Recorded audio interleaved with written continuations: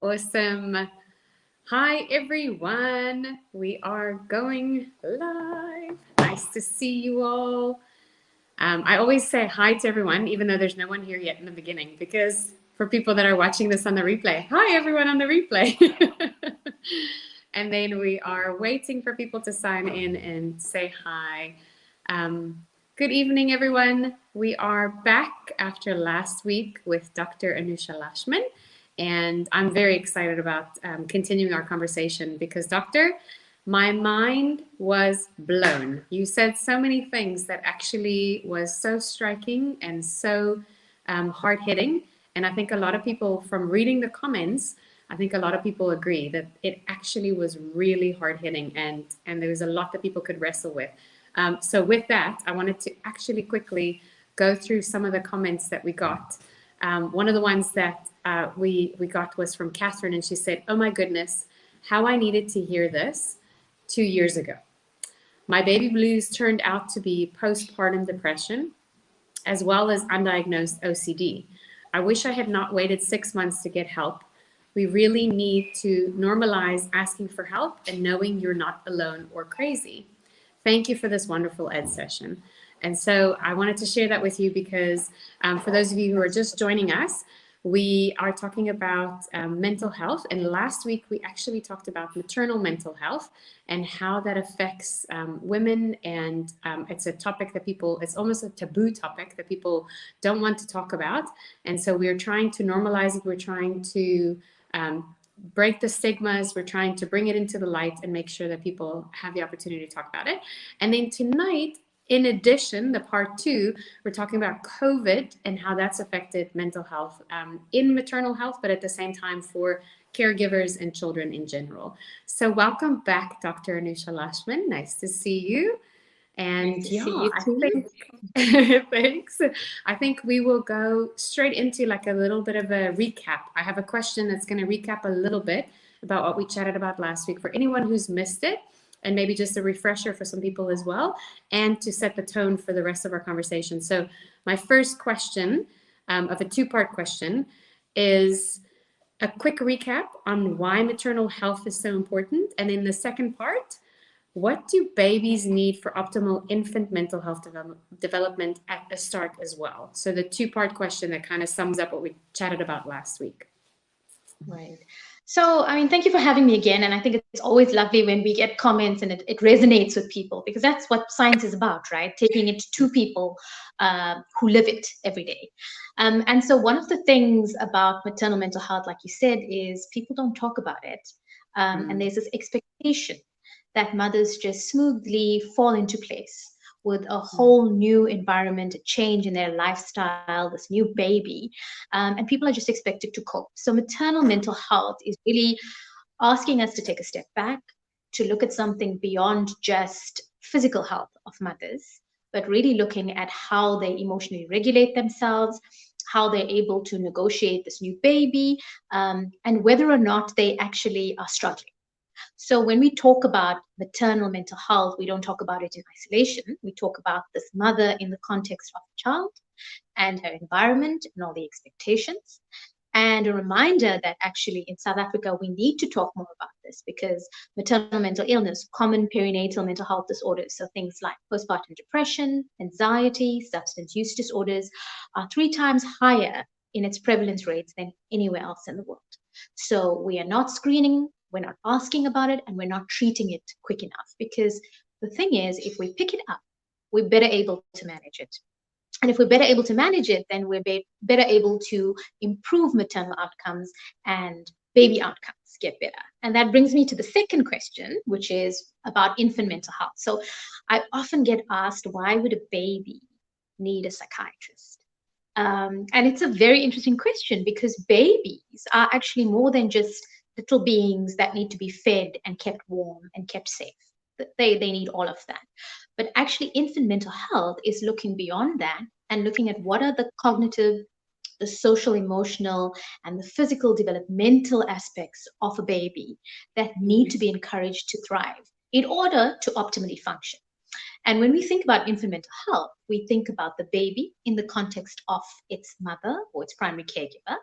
and the Mm-hmm. opportunities that babies have to be able to learn from their environment, to be able to explore, and by extension, to regulate themselves better.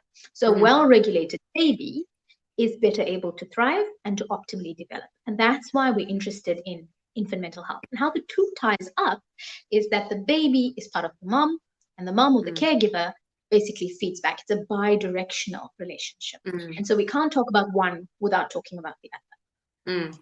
Absolutely, absolutely. All right, we've had a few people join us, so I'm just going to say hi to them quickly.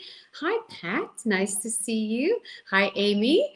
And there's another Amy Lee, actually. She says she's so looking forward to this talk, so appropriate right now in our lives. Absolutely, absolutely, absolutely.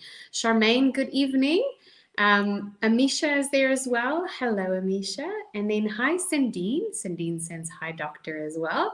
And then we have Amy Lee that she said, I'm a teacher and I've seen how COVID has affected the kiddies and teachers with all the constant changes. Absolutely. So we're going to get to that in a second. But just to go back to the maternal mental health, someone commented last week and said couples who adopt babies can suffer from this type of depression too, right? And my response to them was yes, Absolutely. but I thought I would bring that to you too, doctor, because I wanted to get the Yes, expert point. absolutely. Absolutely. I think that we have to remember that depression is not one single thing. It's not Mm, just that there's a chemical imbalance and that's it. It's basically mm, a dynamic condition that is influenced by the environment, by your mm, genetic vulnerability, and obviously relationships that you have.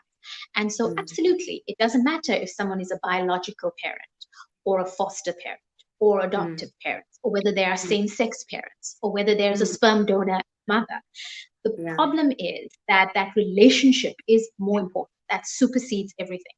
And a Mm, relationship is vulnerable to a number of psychosocial factors. And so, like we spoke mm, about last week, things like an environment that is high with abuse or with substance use, that's impacted on by mm, financial instability, by poverty, mm, by really stresses, mm, emotional stresses will all impact on your vulnerability to be depressed. And so, mm, just looking after baby, regardless of whether that is a baby you physically gave birth to, puts you at a vulnerability. And why that's important is because I also mentioned last week, and maybe this is a good time to bring it up, is that fathers also get postpartum depression. exactly. Yeah, exactly. And that will give you a good indication that it's more about the relationship in the caregiving context that puts you at a Mm, vulnerability for depression. So, yeah. absolutely. So long Yeah. as you are a caregiver of an infant, in that very early stage, you are at a disproportionately higher risk than someone who's not looking after an infant in that close proximity. Yeah, exactly. Thank you. Thank you for making sure that you back that one as well, because I think it's so important because we were talking about maternal health, but you did mention in the talk as well the primary caregivers and how important it is for their mental health as well. And I want to say, maybe I'll pop the chat from last week in the comments. So for anyone who didn't get to see last week, please check it out. I said to the doctor at the beginning here, my mind was blown, absolutely blown. I think it's so important. I told my friends who are pregnant, watch this. You need to watch this. You need to be prepared. You need to know what you're getting into, because I think it's so important for us to talk about this and to break the stigmas and for people to know that it's okay to talk about it and to that it's okay to not be okay. So going into the next question. Oh, and I just wanted to say that that comment or question was by Noelle. And then another comment was from Charnay. And she said, thank you so much for this ed session.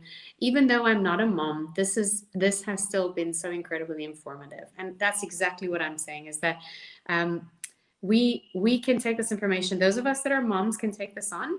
Those of us who are not moms but are primary caregivers or who are adoptive moms, foster moms, whatever it is, like you just said, can take this on. But also, if you are not the primary caregiver to someone and you are helping break the stigma by spreading this, talk about this, help them to watch this, get the word out there. So there's another question that came from the community, and this was on the SIPLA side actually last time, and it was from Lerona, and she said, "Hi, Dr. Anusha. What is the best way to advise a new mother who has her own business to balance or let go of being hands on, knowing she is a perfectionist when it comes to her craft, which is highly stressful? Which she's a millennial, and as we are, we live in instant gratification. She's also currently pregnant. So I want to add to that question that she asked, and we chatted about this a little bit last week, but I think it's so important for us to cover this again. From the comments that I've seen, there are a few people that were asking this or saying this. But what would you say to a modern day mother, the modern day mothers who are expected to do it all? They're expected to have the career, the high income that comes with the career, make a home, have the perfect children that are gluten free, dairy free, sugar free, whatever it is, and then still have it all together and look fabulous doing it as well, and still do a great job at each one of those. What would you say to them? I would say, why the need for the unrealistic fantasy? Because that's what it is. It's a Yeah. fantasy. There is never going to be a point where someone has a perfect balance of everything, Mm, regardless of what circumstance. One of the major sort of priorities is going to go second. mm, And so the question you're going to need to ask yourself is, which one of that is it going to be? And I'm not here to tell you that that baby needs you 100%, that you give up your mm, career and you give up your mm, ideas and your expectations and mm, ambitions. I'm here to mm, tell you that a baby needs a caregiver who is sensitive, who is mm, available, who is responsive, and who is mm, able to provide opportunities for that baby to learn mm, and explore their environment. And that is what the World Health Organization calls nurturing care. But here's the thing, mm, the baby doesn't necessarily need it from its mother. The baby can get that from mm, any primary caregiver. So if the primary mm, caregiver happens to be the grandmother, the nanny, the mm, father, the other mm, parent in this relationship, and that mm, baby is getting dedicated time, they are mm, having their needs responded to, they are mm, mostly having experience of sensitive caregiving, that's good enough. That really mm, is good enough. We mm, often hear this where moms feel a lot of guilt and they'll say, well, I'm working and I have three other children and I have all these mm, responsibilities to my family, to work, to these career opportunities that come up that are not going to wait for me. And I'm mm, here to say to you, why would you feel guilty about mm, offering your baby an opportunity to get mm, that nurturing care, but from mm, some other avenue? I mean, mm. most South Africans Sure. have to return to work Yeah. early, right? Yes, They rely exactly. on nannies, they rely on domestic Yeah. carers, they rely on creches. So long as that Mm, baby is getting quality, consistent mm, care that is mm, predictable, that baby's going to be okay. And mm, when you do have time for your child, which we're mm, hoping you have some time for the child, even if mm, it is at night, I'm a child mm, psychiatrist. I'm here to tell you it's the quality of care that matters, not the quantity. So we can yeah. have mothers who spend 24 hours a day with their Mm, baby at home, don't make mm, eye contact, are too busy doing other things, leave the child in front of the iPad, not playing with the baby, busy mm, and preoccupied with their own things, even mums who are sitting there breastfeeding, kind of on mm, Instagram all the time. mm, I'm here to tell you that rather spend half an hour with the child where you are fully concentrated and focused on this child mm. than delude yourself that the child needs you there all the time. And so maybe that's my message, that there is no Wow. perfect answer, right? And it's the Oh, wow. quality, not the quantity of time that matters. And babies do exceptionally well with Mm, mothers or with caregivers who actually make themselves a priority. Just mm, think about it. If you're a young child and you're seeing your mom have an equal division of labor at home, go to mm, work, be able mm, to be a meaningful contributor to society, have a mm, career, take care of mm, others, you're demonstrating that people can achieve things, that we're not single, narrow, siloed people, mm, that we have mm, many different aspects to us, and that we mm, try. That's all we do. We try to give the best where we can. You're never going mm. to be 100% good at everything. And like I said last week, I want to repeat, there is no such thing as a perfect mother. There is only, and this is from attachment literature going back 60 to 80 years ago, there is only a good enough mother. That's all a baby needs. Mostly consistent care, not all the Mm. time. And if you, as a human being, are expected to be happy and sort of in love with your baby 24 hours a day, then I'm also going to remind you that that's delusional and that's not possible. And and you shouldn't be putting yourself up for these expectations, because that actually is an inauthentic way of relating, right? Yeah. Because we feel sad, we feel happy, we are able to have a range of emotions. And so Yeah. babies need to do that. In fact, very young infants need to see adults demonstrate a variety of emotions. So, for example, if you've had a really bad day and say something terrible has happened and you really just need a cry, you need to be Mm, able to speak to that emotion. And if it means you tell your very little one, Mommy needs a few minutes in the bathroom, mm, or I just mm, need some time, or I'm mm, feeling really bad because something sad happened, mm, then allow the child to see that. That doesn't mean mhm, you break down, you're sort of uncontrollable and mm, inconsolable. But what that mm. teaches a child is that you It's have a range of emotions, that when something bad happens, you have an appropriate response, right? You don't pretend things are okay. You yeah. are real to that, and that you can recover, because Yeah. that recovery is what children need to learn, that That's you can right. feel sad doesn't persist. But if you're Mm. not showing them that, then you're not giving them an opportunity to develop a range of emotions. And if And they're to not celebrate. able to develop a range of emotions, they can't regulate themselves. Yeah. So I hope Yeah. that answers that Oh my question. goodness. Not just answer it. Actually, you've given like such freedom. I think mothers put such unrealistic expectations on themselves, and society does a little bit as well. And I think just knowing that that quality is what's really, really important over the quantity. What a freedom! Like what a freedom! And I think let's get this message out. So yeah, so Sandine has said this is very reassuring for her. Especially for working moms. And I think, like Doctor had said here already, so many women in South Africa have to work. We have to work. It's very tricky to not have that work time. So, or to work with one income in South Africa. There's a high expectation on women to do both. So let's go switch gears a little bit, if that's okay. And the topic that we wanted to chat about specifically tonight around COVID. And I'm so glad that we like touched on last week's topic and how this relates and how we can move then into this switching gears. How have you seen COVID and the lockdown? I think that added that little caveat because I think COVID is one thing. The lockdowns, the different lockdowns and the different levels obviously come with different complexities as well, affecting maternal slash caregiving mental health. Okay. I mean, we can't talk about COVID without talking about loss. And I think Mm, the loss has been profound, again, across the lifespan.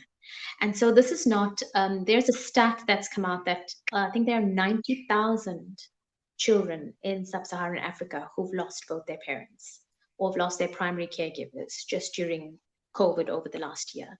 And that's a wow. shocking number. And so when we talk about loss, and going back, we can never separate maternal mental health and children and caregiving and loss, because many children have lost their primary caregivers. I'm saying Mm, who performs the job of the mother, the substitute mother when mothers go to work. It's usually grandparents, or it's usually mm, older aunties or people in the community who step into those roles, and they've been mm, disproportionately affected by COVID, right? Many people have died. And so what's mm, happened is we've had intergenerational losses. Children have lost their primary caregivers, and their mm, mothers, their fathers have lost their parents. So there are multiple generational losses. And so what mm, we're sitting with is this profound grief mm, that we haven't been able to process, that is still ongoing, because mm, COVID going. is really not a joke. Mm, And mm, I work in a state hospital. We're on really reduced elective services because of the overwhelming COVID number. And so people mm, don't see that. mm, We don't report that regularly, that actually hospitals are overburdened, staff is tired, people are mm, experiencing loss daily basis. And mm, so I think that we haven't seen the long-term effects yet. And it's mm, still coming because it's ongoing losses. But the other mm, thing is that South Africa is such an unequal society that not everybody has been affected in the same. So some mm, people have had, or some children, if we talk about children, mm, some children have had mm, parents who are frontline workers. mm, Others have had caregivers die, like we said. And then Mm-hmm. there's a proportion of children who've been largely unaffected by COVID, Mm-hmm. who've been able to get on with online schooling, have their Mm-hmm. scaffolds at home, not know any relatives that have directly been influenced. And so we have a range of children who've had Mm-hmm. different experiences. But the Mm-hmm. loss is still there. And that's Mm-hmm. because loss doesn't just mean people die. And Right. that brings in the lockdown, right? So, what have children lost? Children have lost their sense of normality. Just think if you were a grade one learner needing to start school last year, or if That you were was my going to son. high school, first, right? Wow. Or if you were starting university. Was that Mm-hmm. really what we expected our first day to be like? It's a loss, again, a profound sense of loss of normality. Yeah. And an ongoing loss through the lockdown has been that sense of what children go to school for. So I Mm-hmm. often sort of speak about this on to parents and on other platforms is school is not meant to just provide you with an academic platform. You don't go to school just to learn your algebra Right. and to learn to Yeah. read and write. That's a big part of it. But Yeah. part of why children need to go to school is that they learn social skills. And Yep. social skills are about engagement, it's about peer Mm-hmm. interactions, it's learning to Mm-hmm. negotiate your space in the world. And Mm-hmm. that is from grade one right to grade 12. So, whereas the really young children need to negotiate the playground, they need to learn to share, they need to learn to form these really important Bump social into each other. groups. Yeah. Yeah. Yes, they need to deal with disappointment, and they need to deal with not being able to be the best at stuff, or not being able to have the only attention like they may have been getting at home. Fast forward Right. to if you're an adolescent, that's a really important developmental stage, right? You have to learn to Right. negotiate romantic relationships and Yeah. individuation, and trying to negotiate what's your place in the world. How are you independent from your parents? What do you want to do with life? What are you Wow. experimenting with? How are you sexually developing? And all of that has been stopped to varying degrees. And it's not Mm-hmm. just at school. We've also lost that in terms of after school stuff. So there's no parties, there's no sport groups, there haven't been on, in-person field activities, there haven't been these like sort of extracurricular stuff that people do. And Yeah. so Yeah. this loss is going to be something that's going to just really curtail right till the end, and we are going to still see mental health consequences of that. Mm. So that's the big thing, the loss across it. But the other Sure. thing is that it's been so isolating for children Mm. and for parents, and for Mm. adults, of course. But I think I want to talk about isolating for children because many parents have been focused on just kind of getting this online schooling happening, right? So they sort of from the morning till the afternoon, they're online, they're doing their work. But it's been so isolating for that peer engagement, right? Yeah. And Yeah. children have had disrupted school routines, but that Mm. disrupts your normal sleep wake cycle. Children are Mm. constantly online for ridiculous amounts of time. They go to Mm. sleep late, or they wake up later in the morning. They don't really have enough physical activity because they're just Mm. sitting online the whole time. And it's just really increased the educational deprivation of children in South Africa because mothers are not teachers. They're not meant to be No. teachers, right? No. And Yeah. so there are children who, again, whose Well, mothers work, who don't have that opportunity, right? yeah. A To positive is to that mothers them. respected teachers for the first time Yes, in a real way. absolutely. And there are lots of children who actually the isolation and the online learning has just further disadvantaged them. Data is not something you should take for granted. Not everybody has fiber and unlimited internet access. Oh, Many yes. Yeah. homes have two or three children and just one Yeah. Device. iPad or one desktop, if that. Yeah, absolutely. Yes. And so we haven't really thought about that actually we just further divide the haves and the have-nots. Mm-hmm. And so we're going to see that. We're still going to Mm-hmm. see that come. And then also we have to talk about children with special needs, Mm. because children who are on the autistic spectrum, children who have learning disabilities, children who have physical disabilities, school has been really protective for them. It provides structure, it provides routine, it gives them predictability. And when Mm. we have, taken that away from them, there's only Mm. so much structure you can at home, because home is not Mm. school, home is not an Mm. institution, Mm. that those children have really struggled. And I think that we are going to see greater presentations of mental health. We're already seeing that in terms of anxiety and really low mood from children um, who've been isolated, who've been homeschooled, who've had that. And then the final thing I want to say about that, because obviously there's a whole lot of other stuff, but just kind of big things that pop up is increased time online has really, and this lack of social engagement and this need, this desire that children have to connect, has really increased their sort of desire to connect online with other groups. And the problem is there hasn't been a filter. And what's happened is more adults are also online. So there's an increased need for child pornography, for predator kind of behaviors. We've seen that happen in other pandemics, whether that has been the first SARS pandemic that happened in Asia, when it happened in Ebola in West Africa, that basically the need for online sort of child pornography and predator behavior and that kind of vulnerability has exponentially increased. So we really need to be careful Yeah. about this. So the more we Yeah. isolate children, the more they are going to seek out Right. engagement elsewhere. Right. So there's a whole melting pot of problems waiting to happen, but we need to proactively Yes. look at that Anticipate. Yes. and Yeah. anticipate. Yeah, that's good. That's good because that helps parents to make sure that they are aware of what their children are up to and to have those blockers in place to make sure that you're protecting your children because ultimately it's up to us and the parents need to be the ones who are in control of that. Um, sure. Okay, so here's a comment that's coming. Sorry, I'm like leaning off to the side to read it here. Um, uh, she's saying Amy Lee is saying she loves how honest we are being. This is all stuff I'm experiencing daily. My boys in my class get really sad when they are sent home to isolate. They miss their class discussions and connecting before school starts to touch base with what's happening in each other's lives. So true. My son as well, in his school as well. Absolutely. Like that circle time, that care circle, they have all those different things. And at my school, they actually have this thing where they have a school family. So it's a grade seven all the way, a student from each grade in their little family. And they haven't had that because they've had, they've been separated. And it was so invaluable for the grade sevens to take care of the grade ones and take them around the school and make sure that they're settled.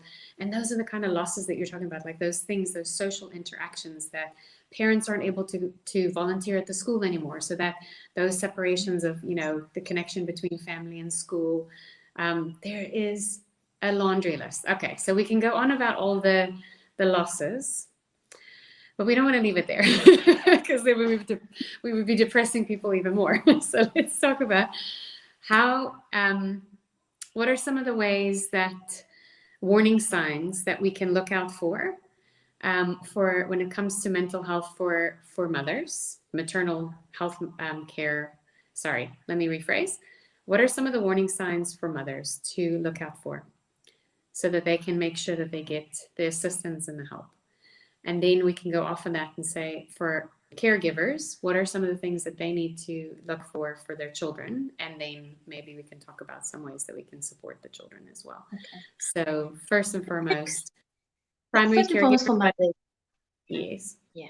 So I think with mothers, even without COVID, I think that when they are isolating, because that's what a baby does, it Right. isolates you Yeah.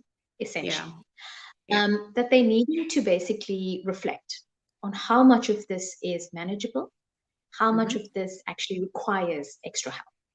And Mm-hmm. sometimes it's not about getting a nanny, which may be unaffordable, or a domestic Mm-hmm. helper, or things like that, but it is about family members, it is about the partner, it is Mm-hmm. about some other secondary person that you can rely on. Because if a Mm-hmm. mum finds herself completely isolated, without the opportunity of another shoulder to cry on or to lean Mm-hmm. on or somebody to give her a break with the baby, even if it is for half Mm-hmm. an hour so she can have a Shower. bath. Yeah. Exactly. Right, so that for me would be one of the first warning signs. Why am I so Mm-hmm. isolated? Why am I so disconnected from anyone else? Because what that does is it tells you that when it comes to a point of crisis, when you have these really scary thoughts, right? Because an untreated depression can extend into having psychotic features, or you can have perceptual disturbances, or you may feel Mm-hmm. suicidal. If you have no one that you can reach out to, then you're Mm-hmm. going to be in trouble. So the first thing to look out for is, do you have a backup? Do you have a person? And that Mm-hmm. person need not be your best friend. It could be the neighbor. It could Mm-hmm. be somebody else in the community, the lady at the tuck shop, wherever it is, Mm-hmm. depending on where you are, a work colleague. You have to be able to have that second person. And you need to look for that. And if not, why not? And can we reach out? The next thing is to really ask yourself, how have you been feeling? Because Mm, while many moms feel exhausted and they feel mm, sleep deprived and they feel mm. tired, the differentiation is the hopelessness. So Yeah. many moms may be able to mentalize about it and think that, okay, the baby's going to eventually get bigger. Mm, Okay, she's taking the bottle. Um, mm. this is getting a bit easier. I realized if I make pasta today, I can eat it for 3 days. And, they Yeah, kind of yeah. figure out the rhythm of things. But if you Mm, are in a space where you can see no hope, there is no opportunity for change. If you mm, feel like things are so overwhelming that nothing is mm. getting better, that's one of the starting signs that maybe you are developing a mood disorder, because Yeah. the inability to see positively or to anticipate that things get better is often Mm, a negative cognition, a cognitive distortion.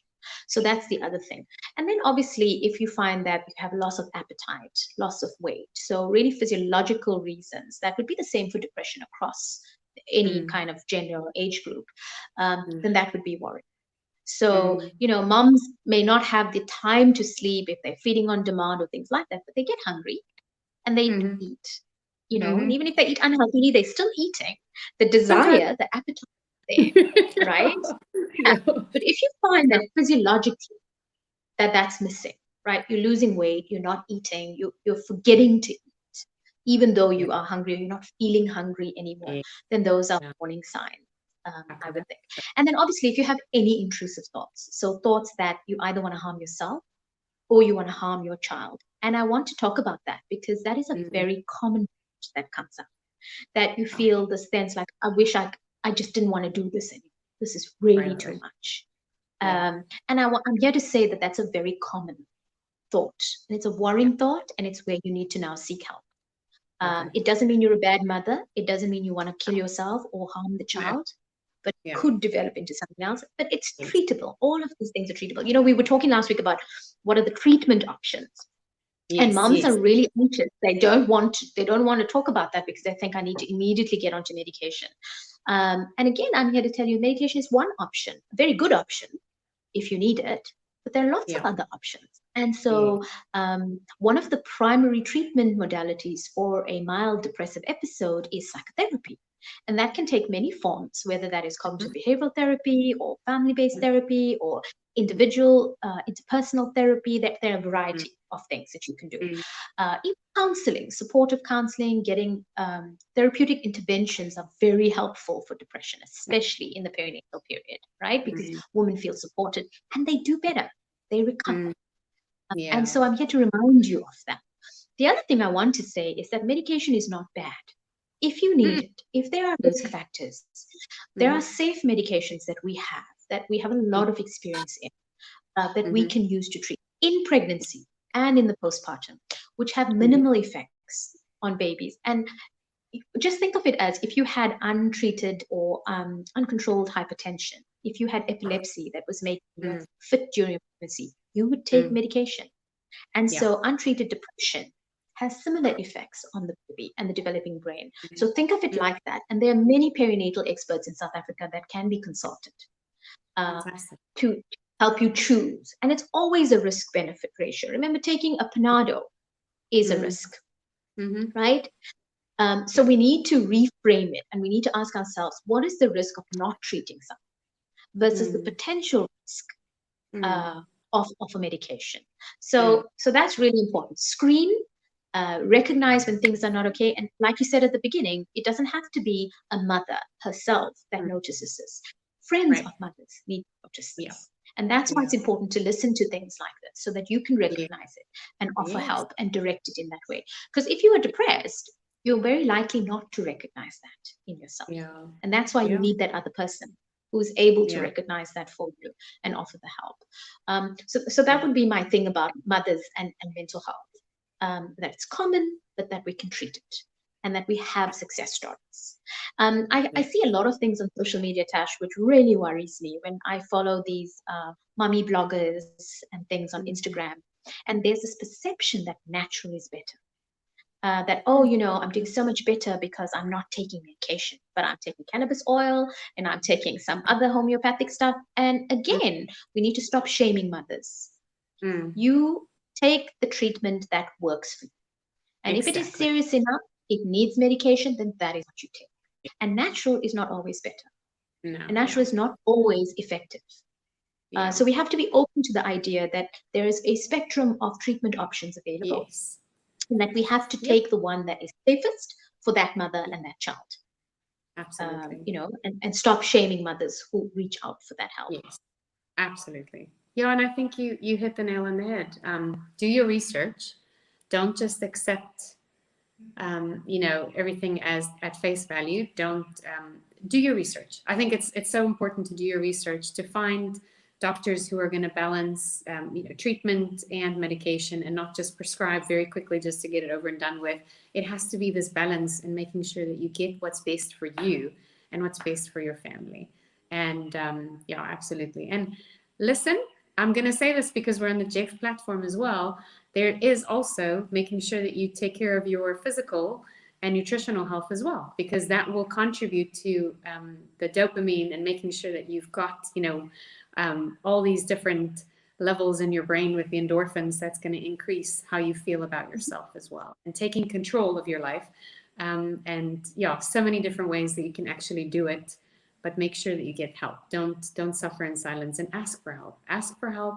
Ask someone. Talk to someone. And yeah, awesome. All right, doctor.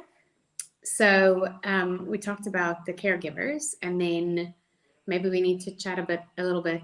How do we recognize warning signs in children, and what can we do about it? Because obviously, this is an ongoing matter. We don't know all the effects of this just yet. But I think parents feel helpless, and we want to have some handles that we can grip onto what we can do for the kids. Right. So my number one message is that we don't look at children without looking at their parents first. True. So our very first screening is always going to be of the Yeah. family, of the Yeah. parent. Who is their primary caregiver? How are they managing? How are Mm-hmm. they negotiating the losses or the COVID or the illness or whatever it is? Because very often when children present to mental health care providers, they present with symptoms that are reflective of the family dynamic. So very Mm-hmm. often children will take on symptoms of what's happening in the home. So if there's a Mm-hmm. very uncontained, distressed sibling or caregiver at home, that child is going to present with it. So if we Mm-hmm. only look at children, we're going to miss what's happening in that environment. In fact, in our practice at work, most of the time our treatment is directed towards the parents, Mm-hmm. much to their dismay, that it isn't about let's fix this child, let's give them some medication. It is about let's Yeah. get you into parenting sport, let's try and treat your mental health issues, let's try and help you out socially. Can we get you, sort of in a better space so that you are able to support this child, To support the whatever the child. need? Yeah. Yes. So Yeah. take a look at yourself and be honest. How are you Yes. coping? How are you Yeah. managing? Have you had lots of losses? Are you financially not coping? Are you not feeling? Mm, And maybe you getting help mm. will translate into your family doing better. That's the first thing. The So, second so thing true. is that children will not present with one symptom, but patterns of things. So, one of Yeah. the most important things that you got to notice is a trend of patterns that change. So, the first thing that will change with children who are quite anxious and depressed is sleep. So, are we noticing that children are either reversing their sleep cycles because of the online content, or are they more anxious at night? Are they really having interrupted sleep? Are they waking up really early? Are they aren't able to have restorative sleep, so they can sleep, but when they wake up, they feel as if they never slept. And we've all Right. felt like Yeah. that. So Yes. children will feel like that as well. And a Yeah. developing brain needs an adequate amount of sleep. So, if they are not sleeping, then you're going to see symptoms as a consequence of the sleep deprivation. So, they become restless, they become irritable, they have poor concentration, they aren't able to focus on things. And so, the other big second symptom pattern after the sleep is the clinginess. So, with COVID and with the anxiety that's just all around us, we're finding Yeah. children Yeah. are more clingy. And so they're wanting more reassurance, they're holding on to parents, they're scared to go out, they're afraid of the disease, they're afraid of Mm, someone dying, they're mm, afraid of picking up the illness themselves, mm. they're not sure. And so part of that is because we're not processing that for them adequately. Mm. We're So bombarding them with information, but we're also yeah. not balancing. Right. So we're fear mongering a lot, right? If you don't wash your hands, if you don't sanitize, if you don't wear your mask, you're going to pick up COVID and we're all going to die. And so I want to remind people that children at different ages need different amounts of information. So young children need reassurances, right? That this is serious, this is a pandemic, we wash, we sanitize, we wear masks, but we're going to be safe. And if you get sick, you're going to go to hospital and we're going to sort this We'll out. deal with it. Under Yes. fives, they need to do that, right? They don't need to know all the extra details. School going Yes. children, so if you're thinking foundation to middle school age children, also need reassurances, but they need to know that yes, some people die, but there are Yeah. also people who have other risk factors. It's Yeah. very rare for children to get significantly ill without Yeah. there being a comorbidity with COVID Yeah. itself, right? Yeah. So the evidence is that children will have a milder form of the disease and they will Yes. recover. Or think of it as Yeah. a flu. And so that's really important because, again, it needs to reassure the children. Because if Yeah. we're not careful, we're going to induce lots of obsessional kind of behaviors, ritualistic behaviors with children. And especially Yeah. school going children have this increased clinginess. This how they show it to you is they're restless, they're not focusing, they can't concentrate. And so we immediately think, oh my God, is this ADHD? But it actually Mm. isn't. It's irritability, it's the unknown, it's the anxiety that needs to Mm. be managed. And so a lot of it will resolve with reassurance. And a lot Wow. of it is what they pick up from the adults in the room. So if you're watching Yes. TV and if you it's unfiltered, right? So you're complaining, look at the schools are opening again, there's not enough masks, there's this, there's that, and it's ridiculous, and they haven't got enough vaccinations for the teachers and stuff like that. Does a child need to hear that? Can we Mm. not filter that out? Can we not have this Mm. conversation outside of this Mm. platform where everybody is watching TV? So really, Mm. again, reflect and do that. Mm. But I want to say Mm. something about also the cleanliness is it's okay. We need to be Mm. able to adjust. If that child needs to sleep with you, let them. Mm. I If know. they need that extra hug or they need it, what is wrong with that? This is a Mhm. life-altering pandemic. This is not Yeah. something anybody prepared for. So we need to Mm. not be so harsh. And buy that book. We sleep Mm. training, we're doing this. It's nonsense. Do what the Mm. child needs, right? Exactly. Reassure them. Be that Yeah. comfort and that your base for them. And then when we Yeah. get to older children, especially with adolescents, they might also give you the impression that they process things. But remember, they're not Mm. adults. Okay, Mm. so you still need to have this conversation about what are we Mm. really afraid will happen? What's Mm. really bothering them about it? Mm. Are they really having this really stuck feeling inside that people they love are going to die? And maybe people have died. And we need to address that and we need to talk about it. So it is about recognizing patterns, knowing it's okay sometimes to allow children to be clingy Mm. and to get reassurance, even if they Mm. are older. And it's about reflecting yourself. What are Mm. you bringing to this? If you can manage it better, it demonstrates to the child that Mm. help is available and that we can Mm. recover from. And Mm. for some children, we can't explain away the fact that their grandparents have died or that their parents have died or people they know have died. But we need to hold that and we need to say it's a terrible thing. Bad things happen to good people, right? Mm. But here's how Mm. we move forward. This is Mm. how we remember them. This is how we engage in activities that can actually make it uh, a better memory for us. How about Mm. we do a sort of a memory book for them, or how about we plant a tree for them, or we do Mm. something like it. So it gives children a sense that all is Mm. not lost, that bad things happen to good people, people Mm. die unexpectedly, and that we still need to value what contribution they made. But Mm. obviously, if the parent is unable to sit with that grief, then it's going to Mm. be very hard to negotiate that for the child. Mm. You. Wow. Shoo. I feel like I just took a drink from a fire hydrant. So much information that is so valuable. Wow, doctor, that was incredible. Thank you so much. Thank you to those of you who have dialed in with us and yeah, and have listened in. Please share this far and wide. Make sure that you communicate this to as many people as possible. Um, I would love for you, if you have a question, pop it in the comments. But I know that we've actually gone a little bit longer here because Doctor and I ahead of time were like, we can talk about quite a bit here. So let's keep going. But yeah, for those of you who are listening and have questions, feel free. I know, Doctor, you're probably going to check the comments as well afterwards. I'll check the comments too, and we will respond. And guys, we live in unprecedented times. We got to just do the best that we can do, and we got to take it so easy on ourselves. We cannot put all these unrealistic expectations on ourselves, on our children, on the people around us, and we need to give each other lots of grace, lots of understanding, and do the best that we can do. And we're gonna get through this.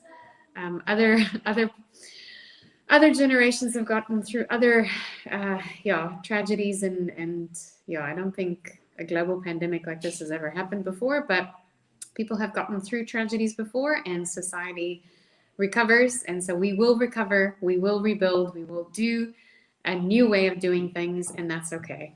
And our children are adaptable as well, and they will adjust as well. We got to just do the very best that we can, and to continue to support them and support those people around us as well. So And mental health help is always available. So we're very fortunate in South Africa, in exactly, and public and in private sector, that help is available, that there are people. We have lots of online call centers. SADC, South African Depression and right, Anxiety Society, is a wonderful resource. There are many child lines. There are opportunities for us. We just need to look to reach out. There are COVID support lines, and then primary healthcare facilities and healthcare professionals that are there to offer help. And just to remind you that mental health and mental illness is not something that is a taboo topic. We have treatment options. We've come a really long way. Things work. People get yeah, better. You just yeah, have to not be afraid to access that. that's right, that's right. Thank you, doctor. I can tell my family is getting impatient with me here. I need to go tuck those kiddos in and spend that quality time with them. So thank you so, so much Absolutely. for your time. I You're so so welcome. appreciate it. I really, really, Okay. really enjoyed this, and yeah, I hope that everyone else watching enjoyed this too.